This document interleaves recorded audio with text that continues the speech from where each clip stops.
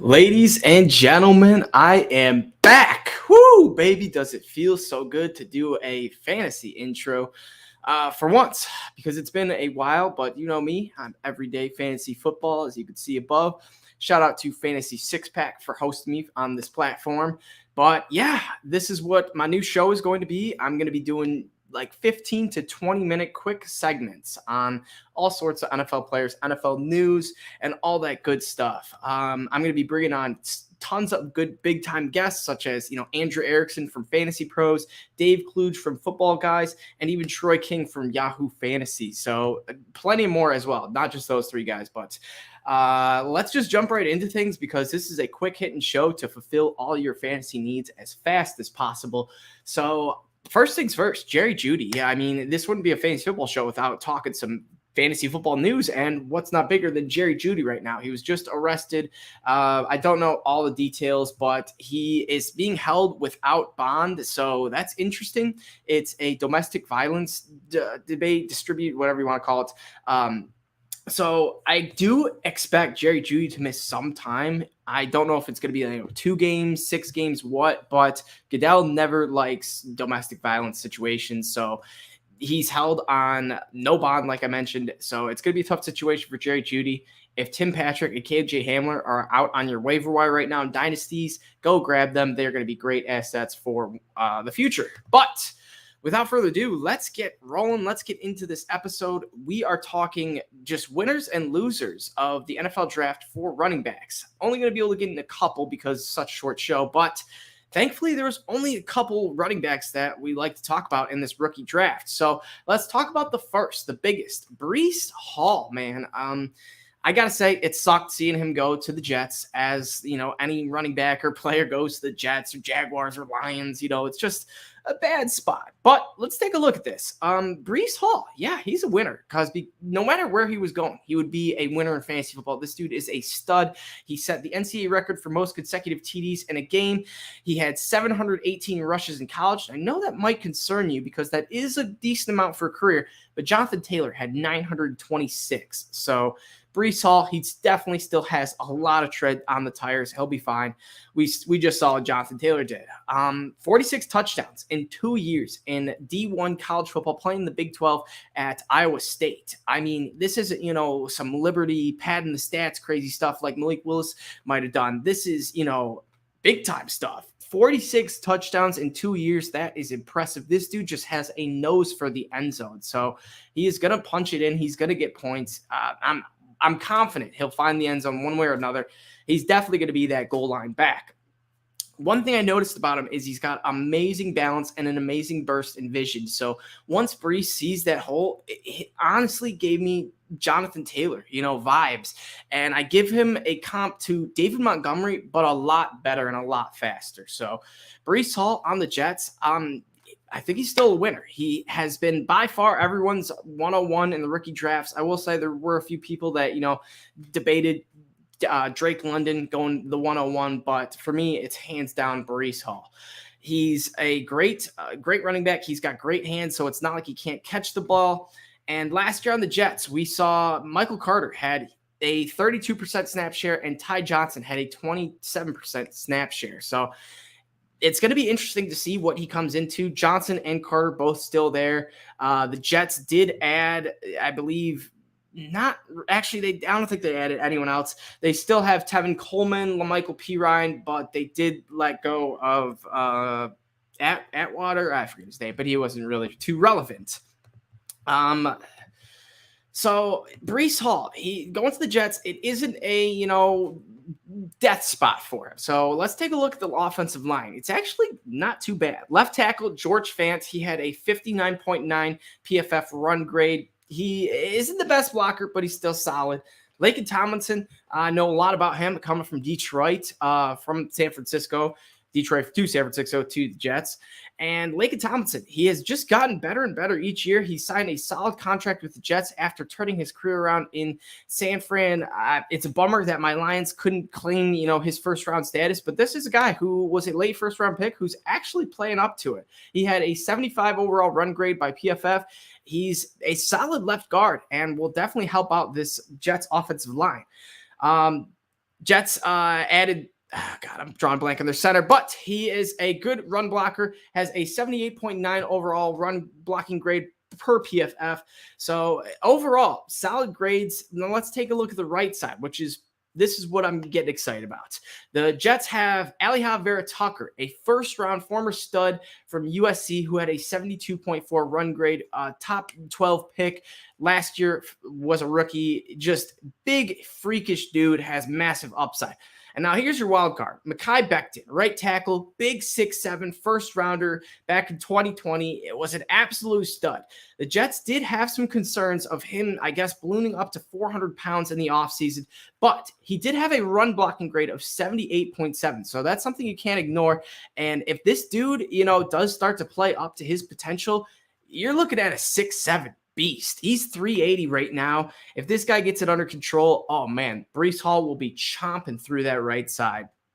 But the best part about what the Jets did wasn't even, just adding some offensive linemen, beefing up their line. They added 3 tight ends. They added rookie Jeremy Rockert out of Ohio State, I believe, who should make a little contribution, but he's more of a depth piece. Let's take a look at CJ Uzomah, who is the guy I'm really, impressed that the Jets went and got. Uzomah helped Cincinnati score half of its first 14 non-quarterback rushing touchdowns on carries that were directed outside of the tight end. So Uzomah was helping out a lot on 14 non-quarterback rushing touchdowns last year. And if you think about how many Mixon, Pirine, all the guys had, Jamar Chase, if he had any of the rushing touchdowns, it wasn't, 14's a high number. So Uzomah, they knew what they were doing, and you can't imagine the Jets did not notice that. So it's going to really be interesting to see what, Zach Wilson does with his new weapons. He's got a lot of new weapons. So he also added Garrett Wilson, wide receiver from Ohio State. So it's going to be interesting to see if he's going to air it out more. The Jets did run the ball the least out of any team in the NFL last year, but that was just kind of because they were playing catch up the entire time and just they couldn't run the ball, So I do think Breece Hall is going to help this out quite a bit. As of now, he's my running back 22 in redraft. He's not going to be a league winner as of now, but man, he's a guy that I would love to stash because it wouldn't shock me one bit to see him just claim this backfield and just absolutely take over by week 8-9. So Breece Hall, absolute winner of this draft. But you know who wasn't a winner? Michael Carter. He was a loser. He got the best running back added to his team. He had a solid rookie season last year. He was the running back 29 last year. So not amazing, not terrible. He was beat up a bit. He didn't play a full season. Like I mentioned, he had 32% snap share, the most of the backfield. He, Breece Hall definitely knocks him a bit. They also added Garrett Wilson too. So they added 2 perennial rookie talents, and then you can even top it off with Jeremy Rockert and the 2 tight ends, Tyler Conklin, who I didn't even mention, who is, a solid, very good run blocking tight end, just blocking tight end overall, and Uzomah, who I mentioned earlier. So Michael Carter, I am a little bit concerned about him. I do think he's still worth, drafting. But as of right now, I got him around my running back 32, 33. I think he's going to fall a bit in drafts. I think he will be a bit of a vet to start the season. So if you're a guy or drafter that likes to get off on a quick start, I think Michael Carter will have a solid start to his season just based off the fact that he, was there last year, showed that he could do it last year, and Breece Hall's a rookie, so it's going to be hard for Breece Hall to come in, right away. But would it shock me? Not one bit. Let's take a look at K9, Kenneth Walker, the Michigan State man, the guy who I watched absolutely tear apart my beloved Michigan Wolverines, and it sucked. But first things first, shout out to Fantasy Six Pack. They're helping me host this platform, host this fantasy football show. Check them out on Twitter at Fantasy Six Pack. That's Fantasy 6 SIX Pack PACK on Twitter. They got tons of podcasts, all sorts of articles, great stuff going on. Check out their website at allfantasysixpack.com. And if you guys want to check me out, Everyday FFB is the name. Check me out on Twitter at Everyday FFB. I'll be putting out all this good stuff. But back to the running backs. Seattle, This was a solid destination for Kenneth Walker. I wasn't too, caught off guard by Seattle take your running back. I kind of figured they would. Chris Carson has just a neck injury that I honestly think he may have played his last down. I wouldn't be surprised if something happens, something flares up during, off season when he actually starts getting going again, working out again. It's a neck injury. It's something you don't want to mess around with. It kept him out for like 6, 7, 8 games last season. But all in all, hopefully Chris Carson can get through this. Hopefully his neck's perfectly fine. Hopefully he has a great season. But injuries happen, so you got to account for them. Also, who is injury prone is Rashad Penny. So Penny hasn't appeared in 11 games or more since his rookie year, and that's not great. The Seahawks also, they declined his 5th-year option, which kind of shows me that he wasn't in their future plans. They were probably intending on drafting a running back whether or not Rashad Penny had a good season or not. And lo and behold, he actually did have a decent back end of the season. But we got a little monkey wrench in this, and that's Alex Collins, who had 23% of the backfield snap share. And Alex Collins is not on the team anymore. So that's 23% snap share. That's poof in the air. And I think that's K9's. He's going to come in and take that like that. I don't think that he's going to come, to a huge fast start, but this is a guy who has massive opportunity just based off of the 2 guys ahead of him are so injury prone and just very likely to get injured. And I'm almost kind of like banking on K9 getting a start by like week 5, 6 when both these guys are injured. And hopefully he's good enough to beat out DJ Dallas and Travis Homer and the deeper depth chart. So Kenneth Walker, let's take a look at, what the player he is. He was a phenomenal running back from Michigan State, snubbed from the Heisman voting. He honestly, Heisman voting, it is Heisman. I was thinking MVP. I don't know what I'm thinking. But yeah, he was snubbed from Heisman voting. And this is a Michigan guy saying this. K9 absolutely should have been a Heisman contestant 100%, if not won it. I know Hutch won it easily, I'm drawing a blank. My college football is off. But back to K9. He looked phenomenal at Michigan State. He absolutely revitalized his career coming from Wake Forest to Michigan State. Mel Tucker did a phenomenal job with him. Just turned him into a phenomenal receiving back, a 3-down back, a do it everything back. And K9, he really impressed me. He's a guy that, even though he's Michigan State dude, I was rooting for him. Next up, the Seahawks also drafted an offensive lineman, Charles Cross, with their 9th pick. So they decided to pass on quarterback and go with an offensive lineman. So that's never going to hurt your running backs. So there's a bump there. Like I mentioned, Chris Carson and Rashad Penny have some injury issues. But the one wild card in this is Geno Smith. I believe he provides more upside than Drew Lock would based off of just the checkdowns he throws. Geno Smith has been known to be a kind of checkdown king. And back when this whole trade happened and when K9 came in, it was kind of looking like Drew Lock was going to be the starter. Drew Lock's the man they traded for. Well, as of right now, he's not the starter. It's Geno Smith's the number 1 depth chart per hour lad. So I don't know if that will stick, but I definitely think there's going to be a competition in the preseason / off season. So if Geno Smith comes away with this spot, that'll just show me that he's not only the better quarterback, but will help get K9 more receptions. And if he can get more receptions, man, that's the name of the game. You get the ball in that dude's hands, he will put up points. So Kenneth Walker, he is a winner. Unfortunately, Rashad Penny and Chris Carson, they're losers to me. Not losers, but losers in the draft. Rashad Penny, he was a guy that I really liked. I wanted him in a bunch of leagues. I honestly added him and dropped him so many times during the offseason, during the season before that. And he was so dang frustrating that when he finally did break out, he wasn't on my dang team. Someone else picked him up the week before. Shout out my buddy Ben Parks, who absolutely just gut punch. So now I kind of have a little vendetta out for Rashad Penny because he kind of stabbed me. He went off at the wrong time. So he's a guy that, I'm going to put my biases aside.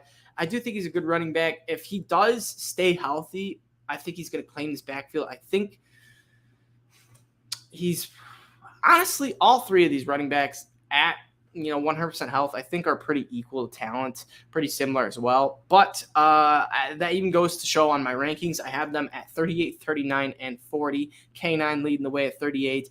Rashad Penny at 39 and Chris Carson at 40. I just think they're going to rotate through games all season long. It's going to be K9 one week, Carson the next week, Penny one week.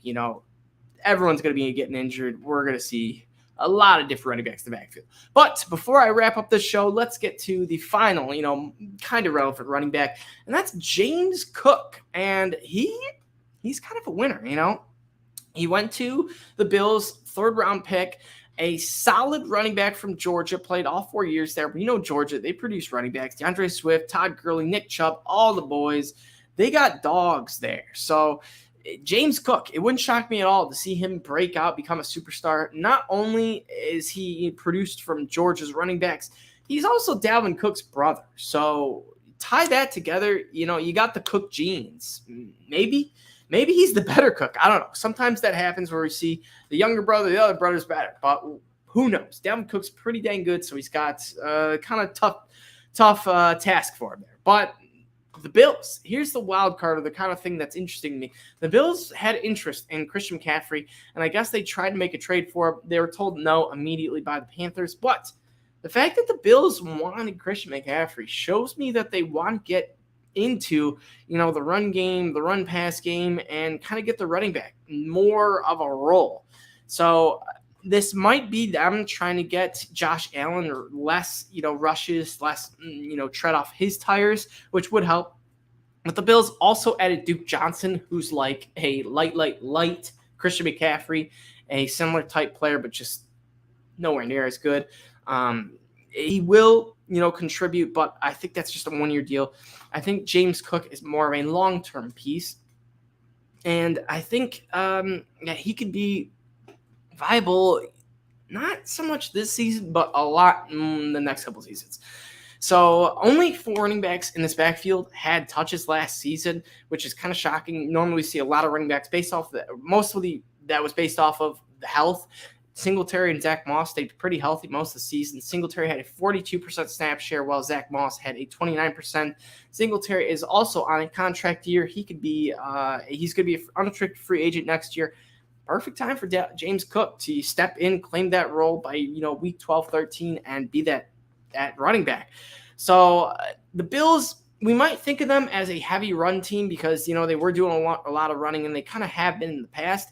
But Josh Allen's a thrower. The Bills became the 5th most passing team last year, and I don't think it's going to change a whole lot. They did let Cole Beasley and Emmanuel Sanders go, but those weren't, 2 of the biggest targets. They still got Diggs, Gabe Davis, Dawson Knox, and the rest of the crew. So for me, I think James Cook, I think he's a dynasty winner. Redraft, kind of loser, but then again, there weren't a whole lot of running backs that were going to be redraft winners. I think it's just going to be Breece Hall and K9, unless we see some injuries happen to some running backs where guys, get an opportunity where I wasn't expecting them to get one. So that is going to do it for my first episode.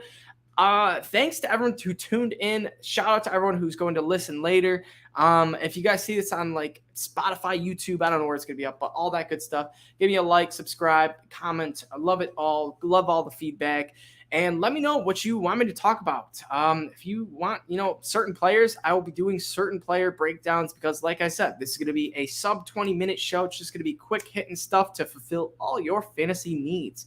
So, as always, I will see you guys all next week, likely back on Wednesday. It's looking like we're going to stick to Wednesdays. I know this is a Thursday, but we had to make it work for this week. So, it's going to be a Wednesday typically type show. So, I will see you